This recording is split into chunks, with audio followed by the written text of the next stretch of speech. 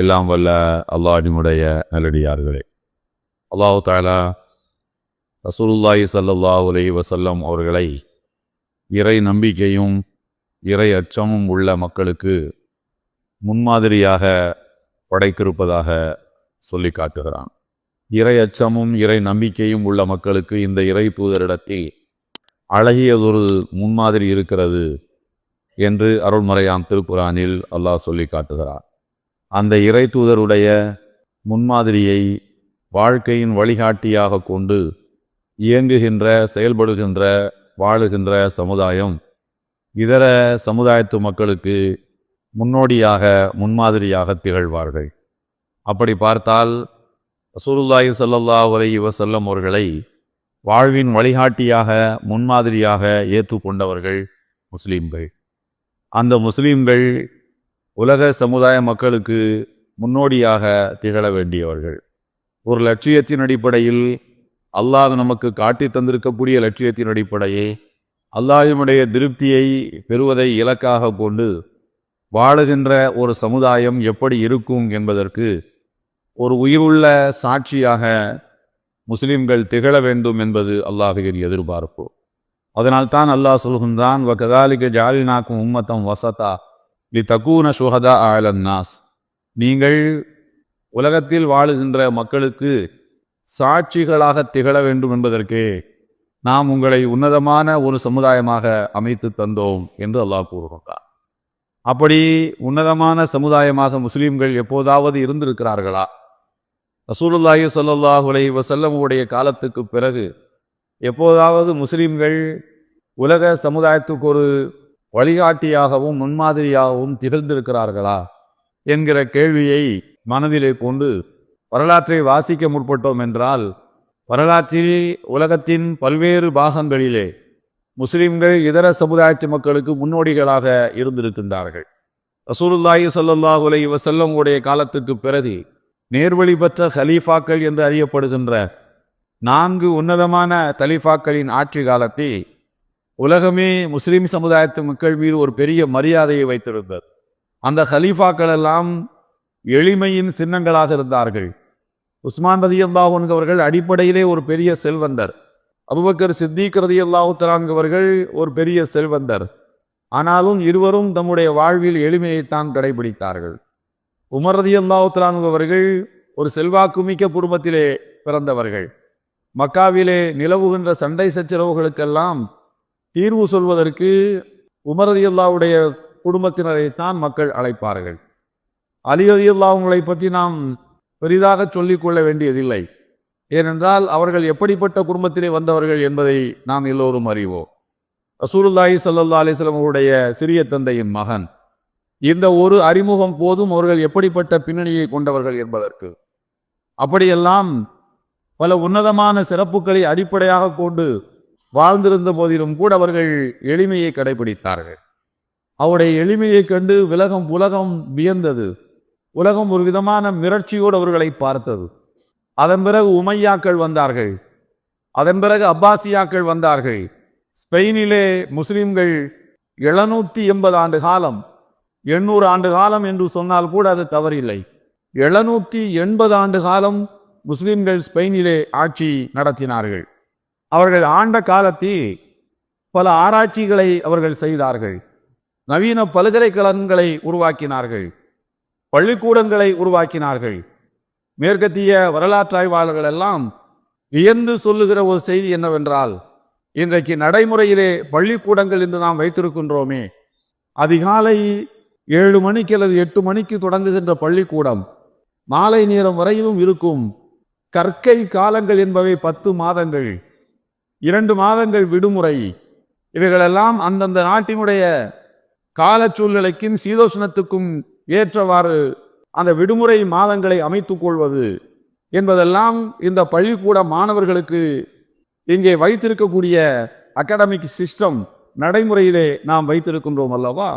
இவைகளை எல்லாம் உலகத்துக்கு அறிமுகப்படுத்தியவர்கள் ஸ்பெயினிலே வாழ்ந்த முஸ்லிம்கள் தான். முதலிலே சிறுவர்களை வீட்டுக்குள்ளே இருந்து வெளியிலே ஒரு இடத்துக்கு மொத்தமாக உட்கார வைத்தவர்களுக்கு பாடங்களை சொல்லிக் கொடுக்கக்கூடிய நடைமுறைகளை முஸ்லிம்கள் தான் உருவாக்கினார்கள். அதிலே குறிப்பாக சில முக்கியமான விவசாயம் போன்ற கல்விகளை கற்றுக் கொடுப்பதற்கு, கால்நடை மருத்துவ கல்விகளை கற்றுக் கொடுப்பதற்கு தியரி அல்லாமல் பிராக்டிக்கலாகவும் அவர்கள் களங்களுக்கு அழைத்துச் செல்லப்பட்டார்கள் என்பதெல்லாம் வரலாற்று கூறுகளிலே எப்படி முஸ்லிம்கள் அறிவார்ந்த ஒரு சமுதாயத்தை உருவாக்கினார்கள் என்பதற்கு நாம் காணுகின்ற செய்தி. அப்போதெல்லாம் ஐரோப்பிய நாடுகளிலே இருந்து மன்னர் குடும்பத்து பிள்ளைகள், செல்வந்தர் குடும்பத்து பிள்ளைகள் ஸ்பெயினுக்கு கார்டோபா யூனிவர்சிட்டிக்கு தான் பயில்வதற்கு அனுப்பி வைப்பார்கள். அங்கே கல்வியை கற்றுவிட்டு ஐரோப்பாவுக்கு திரும்பி வருகின்ற அந்த ஆங்கிலேயர்கள் எல்லாம் தம்முடைய சொந்த நாட்டிலே பேசுகின்ற போது அவர்கள் ஆங்கிலத்திலே பேசுவதற்கு பதிலாக அரபு மொழி சொற்களை கலந்து அவர்கள் பேசுவார்கள். அது ஒரு பெருமை என்றும் அது ஒரு சிறப்பு என்றும் அவர்கள் கருதி கொண்டார்கள் என்பதெல்லாம் ஐரோப்பிய வரலாற்று ஆசிரியர்கள் சொல்லுகின்ற செய்தி. இப்படி ஸ்பெயினிலே கிபி 712 ஆண்டிலே இருந்து 1492 கிபி ஆண்டு வரையிலும் 780 ஆண்டு காலம் ஒடியத்தி பிறந்த முஸ்லிம்கள் என்ன ஆனார்கள், அவர்களுக்கு என்ன ஆயிற்று? இன்றைக்கு ஸ்பெயினிலே கிட்டத்தட்ட ஒரு முஸ்லிம் கூட இல்லாத நிலையை அவர்கள் ஒரு குறிப்பிட்ட காலத்துக்கு பிறகு உண்டாக்கி விட்டார்களே. என்ன நடந்தது இந்த காலகட்டங்களில் என்பது இந்தியாவிலே வாழுகின்ற நாமெல்லாம் தெரிந்து கொள்ள வேண்டிய ஒரு வரலாற்று செய்தியாகும். ஒரு 120 ஆண்டு கால திட்டம் ஸ்பெயினிலே இருக்கக்கூடிய முஸ்லிம்களையும் அவருடைய கலாச்சாரத்தையும் பண்பாட்டையும் அளிப்பதற்கு கிறிஸ்தவ ஐரோப்பிய உலகம் ஒரு 120 ஆண்டு கால திட்டத்தை வகுத்தார்கள். 120வது ஆண்டு காலம் நிறைவடைகின்ற போது ஸ்பெயினிலே இருந்த கடைசி முஸ்லிமையும் அவர்கள் கொன்றொழித்தார்கள். இங்கே வாழ்ந்தால் முஸ்லீமாக வாழ முடியாது, இஸ்லாத்தை துறந்து விட்டு நீ பெயரளவிலே முஸ்லீமாக இருந்து கொள்ளலாம், உங்களுடைய பிள்ளைக்கு கூட நீ முஸ்லீம் பெயரை வைக்கக்கூடாது என்று அவர்கள் கட்டாயப்படுத்தினார்கள். முஸ்லிம்கள் எழுதி வைத்த அறிவு குவியலாக இருக்கக்கூடிய நூல்களை எல்லாம் பாபுர் ரமல்லா என்கின்ற ஒரு திறந்த வெளியிலே லட்சக்கணக்கான நூல்களை போட்டு எரித்தார்கள் என்பதெல்லாம் வரலாறு.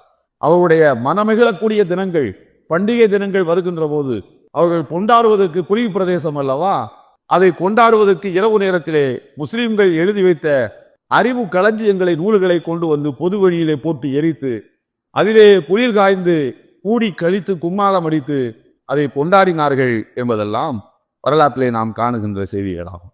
இப்படி கொஞ்சம் கொஞ்சமாக 120 ஆண்டு கால ஒரு திட்டத்தின் கீழ் முஸ்லிம் சமுதாயத்தை ஸ்பெயினிலே முழுவதுமாக அழித்தொழித்தார்கள். அப்படி அவர்கள் அழித்தொழித்துக் கொண்டிருந்த வேளையை முஸ்லிம்கள் என்ன அனாதைகளாக இருந்தார்களா? உலகத்தினுடைய மற்ற பாகங்களிலே முஸ்லிம்களே இல்லையா? இவர்களை தட்டி கேட்கவில்லையா என்கிற ஒரு கேள்வி நமக்கெல்லாம் இந்த வரலாற்றை பார்க்கின்ற போது அடிமனதுக்குள்ளே எழத்தான் செய்யும். உலகத்தில் எங்கேயுமே முஸ்லிம்கள் அப்போது இருக்கவில்லையா? அவர் அனாதைகளாகவா அவர்கள் இருந்தார்கள்? கேட்பாரற்று போய்விட்டார்களா? யாரும் அதை தட்டி கேட்கவில்லையா என்கிற கேள்வி இருக்கும். வரலாற்றிலே அதே காலகட்டங்களில் முஸ்லிம்கள் என்றெல்லாம் வெற்றி கொடியை நாட்டிக் கொண்டிருந்தார்கள் என்று பார்த்தால் இந்தியாவிலே முகலாய மன்னர்கள் இருந்தார், துருக்கியிலே உஸ்மானிய சாம்ராஜ்யம் இருந்தது, எகிப்திலே ஒரு வளமான ஆட்சியை முஸ்லிம்கள் நடத்தி கொண்டிருந்தார்கள். உலகத்தினுடைய பல்வேறு பாகங்களில் முஸ்லிம்கள் இருக்கத்தான் செய்தார்கள். ஆனால் அவர்கள் எல்லாம் இங்கே நடப்பதை பற்றிய கவலையும் அக்கறையும் இல்லாமல் இருந்தார்கள். இங்கே வாழக்கூடிய முஸ்லிம்களுக்கு எதிராக ஒரு பெரிய சதித்திட்டம் அரங்கேறி கொண்டிருப்பதை பற்றி அவர்கள் கவலைப்பட்டு கொண்டிருக்கவில்லை. அது உலகத்தில் எங்கேயோ நடக்கிறது என்பதை போல இருந்தார்கள். இன்றைக்கு பாலஸ்தீனத்திலே நடப்பது நமக்கு வெறும் செய்தியாக மட்டும்தானே இருக்கிறது. அதிலும் ஒரு 10-15 நாளைக்கு ஒரு செய்தியாக இருந்தது, கவலைக்குரிய செய்தியாக இருந்தது. அதன் பிறகு மெல்ல மெல்ல அந்த உற்சாகம் குன்றி போய் இன்றைக்கு அது இதர செய்திகளைப் போல 14வது பக்கத்துக்கு போய்விட்டதே. நாமும் அதை படிப்பதிலே ஆர்வம் இழந்து காணப்படுகின்றோமே.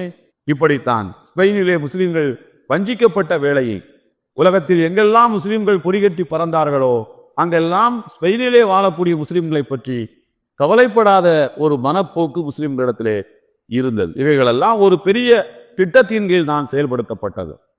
வரலாற்றில் ஹதாரத்துல் அந்தலுஸ் என்று சொன்னால் முஸ்லிம் ஸ்பெயினுக்கு பெயர் தான் அந்தலுஸ்.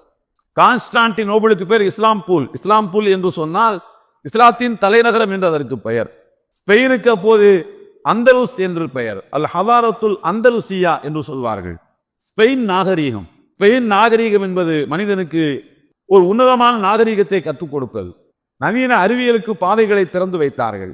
ஒரு மனிதன் எப்படி ஆடை அணிய வேண்டும், எப்படி உரையாட வேண்டும், எப்படி விருந்தினரை உபசரிக்க வேண்டும் என்பதையெல்லாம் இஸ்லாத்தின் வெளிச்சத்திலே ஐரோப்பாவுக்கு முஸ்லிம்கள் கற்றுக் கொடுத்த அந்த நேரங்கள். அல் ஹலாரத்துல் அந்தலுசியா என்கின்ற ஒரு நூல் இருக்கிறது. அந்த நூலிலே முஸ்லிம்கள் எப்படி ஸ்பெயினிலே வீழ்ந்து போனார்கள் என்பதற்கு ஒரு 5 காரணங்களை மிக முக்கியமாக சொல்லி காட்டுகிறார்கள். இந்த 5 காரணங்களையும் நாம் படிக்கின்ற போது நமக்கு இங்கே எப்படி வாழ வேண்டும் என்கின்ற ஒரு வழிகாட்டுதல் நமக்கு கிடைக்கும். இங்கேயும் ஒரு 1924, 25 இந்த காலகட்டங்களிலே, சரியாக சொல்வதானால் 24 இருந்து 1930 வரைக்கும் ஸ்பெயினிலே என்ன திட்டத்தை நடைமுறைப்படுத்தினார்களோ அதே திட்டத்தை இந்தியாவிலே நடைமுறைப்படுத்த முடியுமா என்கின்ற ஆய்வுகள் நடைபெற்றன. அந்த ஆய்வை பற்றி நான் சொல்வது 30-35 ஆண்டுகளுக்கு முன்னரே VTR என்று பத்திரிகை உலகத்திலே புகழ்பெற்ற VT ராஜசேகர் என்கிற ஒரு எழுத்தாளர், அவர் அண்மையிலே 24ஆம் தேதி தான் அவர் மறைந்தார். மங்களூரிலே, பெங்களூருக்கு அருகிலே, முதுமையின் காரணமாக வயது 93, 94 இருக்கலாம். அவர் 30-35 ஆண்டுகளுக்கு முன்னரே ஒரு புத்தகம், ஒரு சிறு புத்தகம் ஒன்று எழுதியிருக்கின்றார். ஸ்பெயினிலே கடைபிடிக்கப்பட்ட நடைமுறை இந்தியாவிலும் கடைபிடிக்கப்படுகிறது என்று அவர் சொல்லியிருக்கின்றார். அந்த நூலுடைய முன்னுரையிலே அவர் சொல்லும் போது, உங்களை எல்லாம் மைனாரிட்டி சிறுபான்மை சமுதாயம் என்று சொல்லி சொல்லி உங்களையே நம்ப வைத்து விட்டார்கள். ஆனால் நீங்கள் சிறுபான்மை சமுதாயம் அல்ல. உங்களை நான் சிங்கிள் லார்ஜஸ்ட் கம்யூனிட்டி என்றுதான் நான் அழைப்பேன். தனித்த பெரும் சமுதாயம். முஸ்லிம்கள் இந்தியாவிலே மைனாரிட்டிகள் அல்ல, சிங்கிள் லார்ஜஸ்ட் கம்யூனிட்டி, தனித்த பெரும் சமுதாயம். ஏனென்றால் இந்து சமுதாயம் என்பது ஒரு கூட்டு குடும்பத்தை போல, அது பல கிளைகளை கொண்டது. பல்வேறு சாதியினருக்கும் ஒவ்வொரு விதமான நடைமுறை இருக்கிறது. தேவர் சமுதாயம் என்று சொன்னால் அவர்களுக்குன்னு ஒரு கல்ச்சர், ஒரு நடைமுறை. திருமணம் இப்படித்தான் முடிக்க வேண்டும், விவாகரத்து இப்படித்தான் செய்ய வேண்டும். விவாகரத்து என்பது ஒரு காலகட்டம் வரைக்கும் இருக்கவில்லை. அவர்களுக்கு கல்வி என்பது ஒன்று இருக்காது. விவசாயம் அவருடைய தொழில். ஒவ்வொரு சாதிக்கும் ஒரு கலாச்சாரம் இருந்தது, ஒரு நடைமுறை இருந்தது, ஒரு பண்பாடு இருந்தது, ஒரு வழிமுறை இருந்தது. இவைகளை எல்லாம் வெள்ளக்காரனால் புரிந்து கொள்ள முடியவில்லை. என்ன ஒரு புழு இருக்கிறது, அதுக்குன்னு ஒரு நடைமுறையா? எல்லாருக்கும் சேர்த்து பொதுவான ஒரு சட்டத்தை கொண்டு வருவோம், எல்லா சாதியினரையும் ஒரே மதமாக ஆக்குவோம் என்று அவன் கண்டுபிடிக்க சொல்லுதான் இந்து என்கின்ற சொல். எனவே நீங்கள் சாதி வாரியாக நீங்கள் எல்லோரையும் பிரித்து பார்த்தீர்கள் என்று சொன்னால் நீங்கள் தான் சிங்கிள் லார்ஜஸ்ட் கம்யூனிட்டி, தனித்த பெரும் சமுதாயம் நீங்களாகத்தான் இருக்கின்றீர்கள். ஆனால் உங்களுடைய மனதிலே நீங்கள் எல்லாம் சிறுபான்மை சமுதாயம் என்று சொல்லி சொல்லி உங்களை நம்ப வைத்திருக்கின்றார்கள். நான் உங்களை சிங்கிள் லார்ஜஸ்ட் கம்யூனிட்டி என்றுதான் அழைப்பேன் என்று அவர் சொல்லுகின்றார். அன்புக்குரியவர்களே, அந்த நூலிலே அவர் ஸ்பெயினிலே நடைமுறைப்படுத்தப்பட்ட அந்த திட்டம் எப்படி இந்தியாவிலே செயல்படுத்தப்படுகிறது என்பதை அவர் விளக்கி சொல்லுகின்றார். அவர் எப்படி முன்னோர்கள், இந்தியாவில் வாழ்ந்த நம்முடைய முன்னோர்கள், முகலாய சக்கரவர்த்திகளாக இருந்தாலும் நம்முடைய முன்னோர்களாக இருந்தாலும், அந்த முன்னோர்களை பழிக்கக்கூடிய ஒரு தலைமுறையை இந்தியாவில் உருவாக்குவது. என்ன இருந்தாலும் அவுரங்கசீப் இப்படி செஞ்சிருக்க கூடாது, என்ன இருந்தாலும் ஷாஜகான் தாஜ்மஹாலுக்கு இவ்வளவு பணத்தை கொண்டு போய் கொட்டியிருக்க கூடாது, தேவையில்லாமல் செங்கோட்டையை கட்டி வைத்து விட்டார், தேவையில்லாமல் அஜ்மீர் தர்காவுக்கு இவ்வளவு பெரிய வசதி வாய்ப்புகளை செய்து தந்து விட்டார்கள் என்று எதையாவது ஒன்றை சொல்லி சொல்லி சொந்த சமுதாயம் தம்முடைய முன்னோர்களை பழிக்கக்கூடிய ஒரு நிலையை உருவாக்க வேண்டும். இதை ஸ்பெயினில் அவர்கள் நடைமுறைப்படுத்தினார்கள் என்று அது ஒரு பெரிய ஒரு தத்துவம், அது ஒரு பெரிய கான்செப்ட். இப்போது நான் அதை முழுமையாக சொல்வதனுடைய நோக்கம் அல்ல. அல் ஹலாரத்துல் அந்தலுசியா என்கின்ற ஒரு அரபு நூல். அந்த நூலில் அல் ஹலாரத்துல் அந்தலுசியா என்று சொன்னால் ஸ்பெயின் நாகரிகம் என்றதற்கு பொருள். ஸ்பெயின் நாகரிகம் என்பது எப்படி உருவானது, எந்த நூற்றாண்டில் அது தழைத்தது, எந்த நூற்றாண்டில் அது ஸ்பெயினை வளப்படுத்தியது, எந்த காலகட்டத்தில் அது உலகத்துக்கே தலைமையேற்கக்கூடிய அளவுக்கு அந்த நாகரிகம் செழிப்புற்றது, எந்த காலகட்டத்தில் அது வீழ்ந்தது, ஒரு முஸ்லிம் கூட ஸ்பெயினில் இல்லை என்கிற நிலையை எந்த ஆண்டில் அவர்கள் உருவாக்கினார்கள் என்பதை பற்றி பேசுகின்ற நூல் தான் அல் ஹலாரத்துல் அந்தலுசியா என்கிற நூல். அதிலே முஸ்லிம்கள் ஸ்பெயினிலே எப்படி வீழ்ந்தார்கள் என்பதற்கு அவர் 5 காரணங்களை சொல்கின்றார் அந்த நூலாசிரியர். அது ஒரு அரபு நூல். அதிலே முதலாவது சொல்லக்கூடிய காரணம் நான் சொல்லிக்கொண்டே வருகின்றேன். நீங்கள் இப்போது இருக்கக்கூடிய நடைமுறையை நீங்கள் உங்கள் மனக்கண்ணும் புண்ணை நீங்கள் ஒட்டி பார்த்துக் கொள்ளுங்கள். முதலாவது அவர் சொல்கின்றார், அல் இப்தியாது அனில் மன்ஹஜில் இஸ்லாமிய சலீவி, பரிசுத்தமான இஸ்லாம் கற்றுத்தந்த பரிசுத்தமான வாழ்க்கை வழிமுறைகளை முஸ்லிம்கள் முதலாவது கைவிட்டார்கள். மது பழக்கத்துக்கு அடிமையானார்கள், போதை வயப்பட்டார்கள், பாடகர்களோடும் பாடகிகளோடும் அடிமை பெண்களோடு சகவாசம் வைத்துக் கொள்வதை அரச குடும்பத்து பிள்ளைகள் ஒரு பெருமையாக கருத ஆரம்பித்தார்கள்.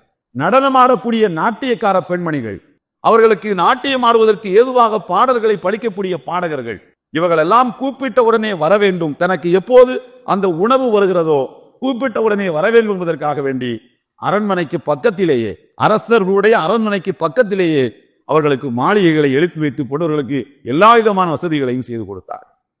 ஒரு காலகட்டம் வரைக்கும் எப்படி இருந்தது என்றால், அப்பாசிய கலாபத்திலும் சரி, ஸ்பெயினுடைய நாகரிகத்திலும் சரி, அரச குடும்பத்துக்கு பக்கத்தில், அரண்மனைக்கு பக்கத்தில் மார்க்க அறிஞர்களுக்குத்தான் வீடு கொடுத்து வைத்திருப்பார்கள்.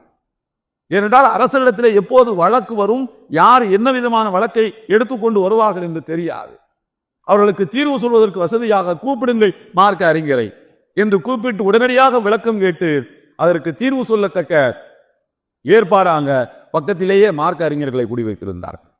காலப்போக்கிலே அரண்மனைக்கு பக்கத்திலே பாடகர்களுக்கும் பாடகிகளுக்கும் நாட்டியக்காரிகளுக்கும் வீடுகளை அமைத்து கொடுத்தார்கள். ஆரம்பத்திலே அவர்கள் திளைத்தார்கள். இது முதலாவது காரணம்.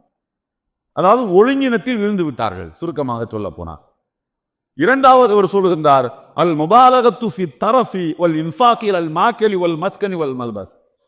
ஆடம்பர வாழ்க்கை, தேவையில்லாமல் அரண்மனைகளை மாளிகைகளை கட்டுவது. இன்றைக்கு அதுவே ஒரு காலகட்டத்தில் முஸ்லிம்கள் எப்படி செழிப்பாக இருந்தார்கள் என்று ஆய்வு நடத்துவதற்கு உரிய ஒரு வாய்ப்பாக போய்விட்டது. அதனால் விளைந்த நற்பலன் என்பதை எடுத்துக்கொள்ளலாம். ஆனால் அன்றைய காலத்தில் ஆடம்பரமாக அவர்கள் அரண்மனைகளை கட்டினார்கள். தேவையில்லாமல் ஒரு நாள் கூத்துக்கு மீசை வைத்தான் என்று தமிழிலே சொல்வார்கள் அல்லவா? அதே போல ஒரு ராஜா பதவி ஏற்கின்ற அன்றைக்கு அவர் அணிகின்ற ஆடையே, அதற்கென்று அரசாங்கத்தில் தனி பட்ஜெட்டே போட்டார்கள்.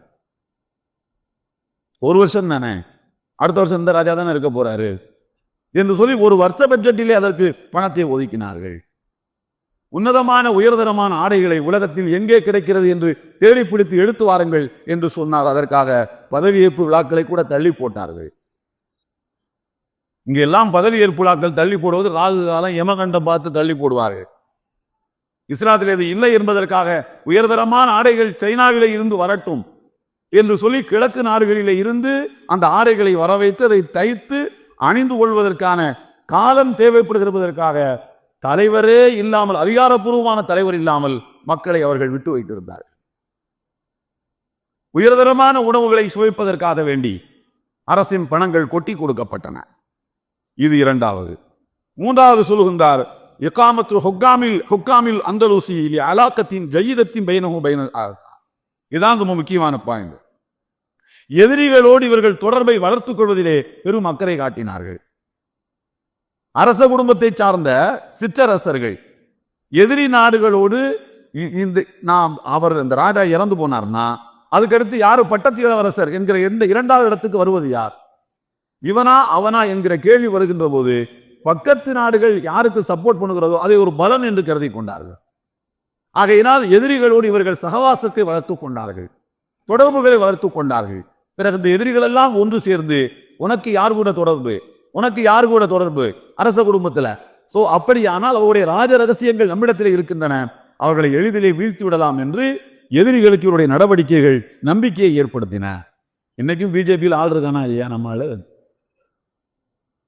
அது தனியாக சொல்கிறேன். அதற்கு அடுத்து நான்காவதாக சொல்கின்றார், அத்தஸ்வாரு பைனல் முஸ்லிமீன் அலா மதாஇ துன்யா. உலக செல்வங்களுக்காக முஸ்லிம்கள் தங்களுக்கு இடையிலே சண்டை போட்டுக் கொண்டார்கள். உலக செல்வங்களுக்காக முஸ்லிம்கள் தங்களுக்கு இடையிலே சண்டை போட்டுக் கொண்டார்கள். இதற்கு ஒரு உதாரணத்தை சொல்கின்றார். முதர் என்ற ஒரு கூட்டம், ஒரு சமுதாயம், அது ஒரு குடும்ப பெயர். எப்படி குறைஷ் என்ற ஒரு குடும்பமோ அதே போல முதர் என்பது ஒரு பெரிய குடும்பம். முதர் என்பது ஒரு பெரிய கூட்டம், அதுக்கு கீழே தான் குறைஷி அது எல்லாமே வரும். அந்த முதர் என்கின்ற குடும்பத்தை சார்ந்த ஒருவருடைய தோட்டத்தில் யமன் நாட்டை பூர்வீகமாக கொண்டு ஸ்பெயினிலே வந்து குடியேறி வாழ்ந்து கொண்டிருக்கக்கூடிய ஒருவர் இவருடைய தோட்டத்துக்குள் வந்து திராட்சை இலைகளை பறித்து செல்கின்றார். இன்றைக்கும் நீங்கள் பாலஸ்தீனத்துக்கு போனால், மத்திய கிழக்கு நாடுகளுக்கு போனால் திராட்சை இலை இது வெளியில பூ வைக்கிறாங்கல்ல பெண்கள், நம்ம நாட்டில் சாலை ஓரங்களில் உட்கார்ந்து பூ வைப்பார்கள் அல்லவா? இதை மாதிரி திராட்சை இலைகளை இருக்கிறார்கள். ஏதோ ஒரு மருத்துவ குணம், அவுச்சு தண்ணி குடிக்கிறாங்களா, ஏதோ ஒரு மருத்துவ குணத்துக்காக அதை வாங்குகிறார்கள். அந்த திராட்சை இலையை முதல் கூட்டத்தை சார்ந்த ஒருவருடைய தோட்டத்துக்குள் புகுந்து யமன் நாட்டை பூர்வீகமாக கொண்டு ஸ்பெயினிலே வாழ்ந்து கொண்டிருக்கக்கூடிய ஒருவர் இலைகளை பறித்து சென்று வருகின்றார். இதை ஏன் என்று தட்டி கேட்கிறார். தட்டி கேட்டதிலே வாக்குவாதம் முற்றுகிறது. இந்த முதல் கூட்டத்தை சார்ந்தவர் யமனியை கொலை செய்து விட்டார்கள். இருவரும் முஸ்லிம்கள். திராட்சை இலைக்காக ஒரு நாளைக்கு அதுல கஷாயம் போட்டு குடிக்கலாம், அவ்வளவுதான். பிறகு இவர்கள் அவர்களை நோக்கி சண்டைக்கு வருகிறார்கள். முதலும் யமனி கூட்டமும் கிட்டத்தட்ட 7 ஆண்டுகளுக்கு சண்டை போட்டுக் கொண்டார்கள். அப்படி என்றால் உங்களுக்கு ஒரு அடிப்படையில் ஒரு கேள்வி வரும். எனக்கும் அந்த கேள்வி வந்து வரலாற்றை வாசிக்கும் போது, கவர்மெண்ட்னு ஒண்ணு இல்லையா? 2 குழுக்கள் 7 வருஷமா சண்டை போடுறான், மாறி மாறி கொலை பண்றானா, அரசாங்கம் என்ன செய்தது என்றால், அரசின் உச்ச பதவிகளில் இருந்தவர்கள் பாடகர்களோடும் பாடகிகளோடும் உல்லாசத்திலே கிளைத்துக் கொண்டிருந்தார்கள். பொதுமக்களுக்கு இப்படிப்பட்ட அநீதிகள் நடக்கின்றன என்பதை பற்றி அவர்கள் கவலைப்படவே இல்லை. இது ஒன்று. அடுத்து 5வதாக மிக முக்கியமானது, மார்க்க அறிஞர்கள் எனப்படுவோர் 2 குழுக்களாக பிரிந்து விட்டார்கள். ஒன்று, அரசாங்கம் செய்யக்கூடிய தவறுகளை தட்டி கேட்பது. அவர்களை எல்லாம் அரசு மெல்ல மெல்ல, நான் தான் உங்களுக்கு சொன்னேன் அல்லவா, அரண்மனைக்கு பக்கத்திலே அறிஞர்களுக்குத்தான் இல்லங்கள் இருந்தன, வீடுகள் இருந்தன. தட்டி கேட்க வந்த அறிஞர் பெருமக்களை எல்லாம் அரசு அரண்மனையில இருந்து அப்புறத்து அப்பாலே அனுப்பிவிட்டார்கள். ஊருக்கு வழியிலே அனுப்பினார்கள். பிறகு நாட்டை விட்டு போவதற்கு என்னவெல்லாம் செய்ய வேண்டுமோ அத்தனையும் செய்தவர்களை அனுப்பி வைத்து விட்டார்கள். பிறகு தங்களுடைய கருத்துக்களுக்கு ஒத்து செல்லக்கூடிய அரைவேக்காட்டு அறிஞர்களை அவர்கள் உருவாக்கி வைத்துக் கொண்டார்கள். அரசர்கள் செய்கின்ற எல்லா செயல்களுக்கும் சரி சரி என்று தலையாட்டக்கூடிய அரைவேக்காடு அறிஞர்களை உருவாக்கி வைத்துக் கொண்டார்கள். அந்த அறிஞர்களோ, இப்படியெல்லாம் அரசாங்கம் அநீதி இழைக்கிறதே, மன்னர்கள் தவறு செய்கிறார்களே, நீங்கள் சொல்ல மாட்டீர்களா என்று பொதுமக்கள் தாமாக முன்வந்து கேட்டாலும் கூட, உனக்கு பிடித்திருந்தால் இந்த நாட்டிலே இரு, இல்லையேதான் ஹிஜ்ரத் செய்து வேற நாடுகளுக்கு போய்விடு என்று ஃபத்வாக்களை தர ஆரம்பித்து விட்டார்கள். பிறகு கேட்பார் இல்லாமல் அரசர்கள் ஆட்டம் போட ஆரம்பித்தார்கள். இதனால் இது முக்கியமான 5 மேஜர் மிஸ்டேக்ஸ், 5 மிக முக்கியமான தவறுகள், முக்கியமான காரணங்கள் என்று வரலாறுகள் நமக்கு பட்டியலிட்டு சொல்லி காட்டுகின்றன. இங்கே நாம் கவனிக்க வேண்டிய முக்கியமான விஷயம் என்னவென்று சொன்னால், மக்களுக்கிடையிலே பிளவு மனப்பான்மையை உண்டாக்குவது. ஒரு யமனி, நீ யமனில இருந்து வந்தவன், நாங்க தான் இங்க உள்ள பூர்வீக குடிமக்கள், நாங்க முதற் கூட்டத்தை சார்ந்தவர்கள், அதனால நாங்கள் உயர்ந்தவர்கள் என்று. நான் இந்தியாவிலே, வட இந்தியாவிலே குறிப்பாக நடக்கக்கூடிய சம்பவங்களை மனதிலே கொண்டு அங்கே உள்ள சில அறிஞர் பெருமக்களை சந்திக்கின்ற போது கேட்பது உண்டு. தமிழ்நாட்டை பாருங்கள், நாங்கள் இங்கே 7% இருக்கிறோம், அதிகபட்சம் கணக்கு, அதிகபட்ச கணக்கு 7. அரசாங்க கணக்குப்படி பார்த்தா 6 தான் இருக்க முடியும், 6.5% தான் தமிழ்நாட்டில் முஸ்லீம்கள் இருக்க முடியும். அதிகபட்சம் 7 என்று வைத்து, ஏன் 8 என்றே வைத்துக் கொள்ளுங்கள். இங்கே நாங்கள் எப்படி இருக்கிறோம் என்று நீங்கள் பாருங்கள். இங்கே எங்களுடைய கண்ணியத்துக்கு எந்த குறையும் இல்லை. இங்கே ஒரு பொலிட்டிக்கல் பார்ட்டி, ஒரு அரசியல் கட்சியை அது பிடித்திருக்கிறதோ, நடவடிக்கைகள் பிடிக்கவில்லையோ, ஒரு அந்த ஆங்கிலத்தில் சொல்வாங்கல்ல, ஒரு சாலிட் ராக், ஒரு உறுதி வாய்ந்த பாறையை போல அவர்களுக்கு முன்னாலோ பின்னாலோ நாங்கள் நிற்கின்றோம். இது ஒரு பொலிட்டிக்கல் ஸ்ட்ராட்டஜி, ஒரு அரசியல் உத்தி. இதை போல வட இந்தியாவிலே உங்களால் ஏன் செய்ய முடியவில்லை? அங்கே ஏன் அக்கிரமங்கள் தலைவிரித்தாடுகின்ற போது நீங்கள் எல்லாம் என்ன செய்கிறீர்கள்? 1991 பிளேசஸ் ஆஃப் வொர்ஷிப் ஆக்ட்னு ஒன்று வந்தது, நரசிம்மராவ் கொண்டு வந்தார். அதுக்கு என்ன அர்த்தம்? இப்போது நடைமுறையில், அதாவது சுதந்திரம் 1947 ஆகஸ்ட் 15 சுதந்திரம் வாங்கும் போது எந்தெந்த வழிபாட்டு தலங்கள் எந்தெந்த கம்யூனிட்டி சமுதாயத்தின் கையில் இருக்கிறதோ அந்த அந்த சமுதாயத்துக்கு அந்த பிளேசஸ் ஆஃப் வொர்ஷிப் வந்து சொந்தம். அந்த பள்ளிவாசல், கோயில்னா கோயில், அது அவர்களுக்கு சொந்தம். பாபரி மஸ்ஜிதை தவிர அதுவே துரோகம் தான். சுதந்திரம் வந்து அது முஸ்லீம்கிட்ட தான் இருந்துச்சு. சோ கொண்டு வந்தார். சரி என்று முஸ்லீம்கள் சரி தொலையட்டும், இருக்கின்ற பள்ளிவாசலுக்காவது பாதுகாப்பு கிடைக்கட்டும் என்று எல்லோரும் ஒத்துக்கொண்டார்கள். அது இப்போது நடைமுறையில் இருக்கு. பாபரி மஸ்ஜிது போயிடுச்சு, பாபரி மஸ்ஜிதை தவிரன்னு சொன்னதுனால இப்போ பிளேசஸ் ஆஃப் வொர்ஷிப் ஆக்ட் 1991 நடைமுறையில் இருக்கிறது. இருக்கவே கியான்வாபி பள்ளிவாசல் நம்மளை விட்டு போய்விட்டது. இருக்கவே சாம்பல் என்கின்ற பகுதியில் உத்தரப்பிரதேசத்தில் அங்கே அகலாய்வு செய்வதற்கு உச்சநீதிமன்றமே அனுமதி கொடுக்கிற என்ன அயோக்கியத்தனம் இது? சட்டத்தை யார் தான் செயல்படுத்துவது? இப்போ அஜ்மீர் தர்கா, அங்க ஏதோ ஒரு கோயில் இருந்ததுன்னு 1910 1910 ஒருத்தர் ஒரு புத்தகம் எழுதியிருக்கிறாராம். சோ அதிலே ஒரு கோவில் இருந்தது என்று சொல்லி அதற்கும் அகழாய்வு செய்வதற்கு மனுக்களை போடுகிறார்கள், தயாராகிவிட்டார்கள் என்று சொல்ல அது சட்டை. அதற்கு நீங்கள் எல்லாம் என்ன செய்கிறீர்கள் என்று கேட்கின்ற போது ஒரு நுட்பமான ஒரு சொல்லை சொன்னார். அது திருத்த முடியாது.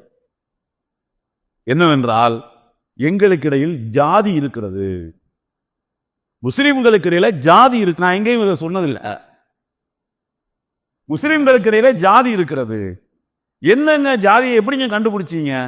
ஆமா, சையது சஹாபுத்தீன் ஒரு எம்பி இருந்தார், உங்களுக்கு தெரியுமா? 50 வயசுக்கு மேற்பட்ட நமக்கு தெரிஞ்சிருக்கும். ஒரு 4-5-6 தடவை 4-5 தடவை எம்பி இறந்திருப்பார். போல்டா பேசுவார், மகாராஷ்டிராக்காரர். அவரை மற்ற கம்யூனிட்டியை அவர் சையது வம்சத்தை சார்ந்தவர். அரபு நாட்டில இருந்து பூர்வீ 1000 வருஷம் 1400 வருஷத்துக்கு முன்னால வந்தவங்க. செய்யுது, இந்த குடும்பத்து பேர் செய்யுது. அவரை அன்சரை ஒத்துக்கொள்ள மாட்டார்கள். பஸ்மான் தான் ஒரு பிரிவு இருக்கு, அவன் அந்த செய்யதை ஒத்துக்க மாட்டான். பஸ்மான் தான் ஒரு பிரிவு இருக்கு, இந்த பஸ்மாந்தாவை எந்த கம்யூனிட்டியும் ஒத்துக்காது. இங்க இருக்கக்கூடிய வட இந்திய முஸ்லீம்கள் இருந்தா கேட்டு பாருங்க நீங்க. அன்சர்னு ஒரு குரூப் இருக்கு. அந்த அன்சர் குரூப்ல எவனாவது ஒரு லீடர் தலையெடுத்து வந்தான்னா அந்த அன்சர் கம்யூனிட்டி மட்டும்தான் அவனை ஏத்துக்கிடும். சம்பல்ங்கிற ஏரியாவில் இருக்கக்கூடிய பள்ளிவாசல் யாருக்கு சொந்தம்? அது அன்சர் பார்த்துக்கிடுவான். அன்சருக்கு ஒரு ஜாதி பேரு. செய்யுது பார்த்துக்குவான், நமக்கு என்ன இருக்கு? பஸ்மாந்தா பார்த்துக்குவான். இந்த ஜாதிய மனப்பான்மையை முஸ்லிம்களிடத்திலே ஏற்படுத்தி இந்த பிளவு பொழுது ஒருவனுக்கு வந்தால் எனக்கு கவலை இல்லை என்கிற மனநிலையை அவர்கள் எங்கிருந்து கண்டுபிடித்தாக இருந்தால் ஸ்பெயின்ல தான் கண்டுபிடிச்சான். ஸ்பெயின்ல முதல்னு சொல்லுவான், யமனின்னு சொல்லுவான், பூர்வீக குடிமக்கள் வந்தேரிகள்னு சொல்லுவான். இப்படி ஸ்பெயினில் நடந்த ஜெனோசைட் எனப்படுகின்ற இனப்படுகொலைக்கான கூறுகளை எல்லாம் கண்டுபிடித்து இந்தியாவிலே செயல்படுத்திக் கொண்டிருக்கிறார்கள். அதனால்தான் அங்கே நடப்பதற்கு இங்கே எந்த விதமான அனர்த்தமும் எந்த ஒரு சத்தமும் இல்லை. தமிழ்நாட்டில் சத்தம் இல்லை, அதை அவங்க பார்த்துக்குவாங்க. அங்க போனா அன்சர் பார்த்துக்குவாரு. ஒரு பெரிய வட்டம், அதற்கு ஒரு சிறு வட்டம், அதற்குள்ள 10 சிறிய வட்டம். என்ன பண்ணுவான்? இது இந்தியாவிலே நடைமுறைக்கு வந்துவிட்டது என்று வீட்டி ராஜசேகர் சொல்கிறார். அவர்தான் நமக்கு சிங்கிள் லார்ஜஸ்ட் கம்யூனிட்டி என்று பெயர் வைத்தார். நீங்கள் தனித்த பெரும் சமுதாயம் மைனாரிட்டியே கிடையாது. இந்தியாவிலேயே சிங்கிள் லார்ஜஸ்ட் கம்யூனிட்டி முஸ்லிம்கள் மட்டும்தான் என்று சொன்னவர் அவர். இதை நீங்களே புரியவில்லையே அவர் சொல்கிறார். இதை நீங்களே புரிஞ்சுக்கல. உங்களை எத்தனை பேருக்கு அவர் கேட்கிறார், ஒரு கருத்தரங்கத்தில் பேசும்போது கேட்கிறார், உங்களுக்கு எத்தனை பேருக்கு ஸ்பெயினை பற்றி தெரியும்? யாரும் கையை தூக்கவில்லை. எனக்கு தெரியும், யாருமே கையை தூக்கல. 35 வருஷத்துக்கு முன்னாடி நான் தான் முதல்ல சொன்னேன், உங்க ஸ்பெயினுடைய நடைமுறை இந்தியாவிலே செயல்படுத்தப்படுகிறது, கவனமாக இருந்து கொள்ளுங்கள் என்று. அன்புக்குரியவர்களே, இது இந்தியாவில் இருக்கக்கூடிய ரொம்ப முக்கியமான ஒரு புள்ளி, அது ஒரு பாயிண்ட். இதை களைவதற்கு இங்கே உட்கார்ந்து இங்க உள்ள கலை யதார்த்தம் வேறு. இங்க அந்த இங்க சில கொள்கை முரண்பாடுகள் வேணா இருக்கலாம். அதுவும் அல்ஹம்துலில்லாஹ்னு கொஞ்சம் கொஞ்சமா குறைஞ்சிக்கிட்டு வருது. அது நீர்த்து போச்சு. அல்லாஹ் தான் அந்த சமுதாயத்தை பாதுகாத்தான், ஒண்ணும் இல்லாம காணாம போச்சு. ஆனால் இந்த சாதிய உணர்வு இருக்கிறது, அது பிறப்பாலேயே வருவது என்பது இந்து மதத்தில் இருக்கு. அதை கொண்டு வந்து இஸ்லாத்துக்குள்ள திணிச்சுட்டாங்க. இதை களைவதற்கு என்ன வழி என்பதை யோசிப்பது மட்டும்தான் தீர்வுக்கான முதல் புள்ளி அது. அதன் பிறகு பல அடுக்குகளை கடந்து செல்ல வேண்டும் என்கிறது இந்த இந்தியாவுடைய கள யதார்த்தம். எனவே ஒன்றே ஒன்று நான் சொல்வது அதுதான், மொத்த உரையினுடைய சாராம்சம் அதுதான். ஸ்பெயினில் 120 ஆண்டு காலமாக செயல்படுத்தப்பட்ட அந்த திட்டம் இந்தியாவில் நடைமுறைக்கு வந்து பல ஆண்டுகள் ஆகிவிட்டன. அதற்கு விதை ஊன்றப்பட்டது 1924. அதன் பழம் பறிக்க ஆரம்பித்தது 2014. எத்தனை வருடத்துக்கு இந்த பழங்களை பறிக்கப் போகிறார்கள் என்பது தெரியவில்லை.